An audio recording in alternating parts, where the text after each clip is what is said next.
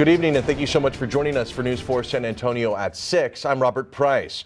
We begin with the latest on catalytic converter thefts in our area. It's an issue we've been on top of for years, and now we're learning 2 new laws aimed at slowing the trend may not be working. News 4 troubleshooter Jordan Elder looks at how law enforcement agencies are working with buyers to see actual change.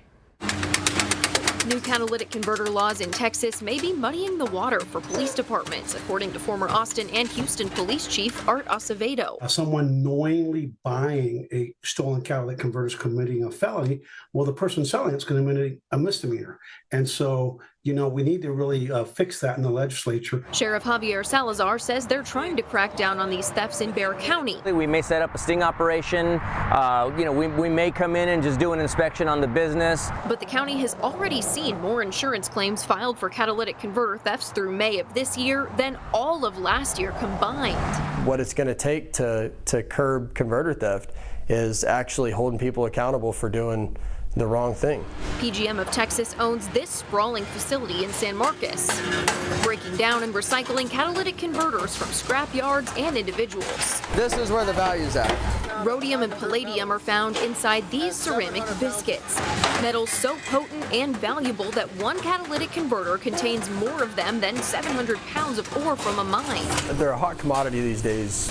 When catalytic converters come into the facility, they're required to sit in these bins for 5 days. That's because of a state law, so that police officers can come in and check all of these out if they believe they have been stolen. We would like to see more accountability for the companies that are unethically sourcing material, that are stimulating the theft industry. Michael Horton says there's a strict process to ensure these catalytic converters aren't stolen, but he says not every company is so careful. What we need to do is create a statewide law, a statewide approach of make it a felony to actually sell the stolen catalytic converter.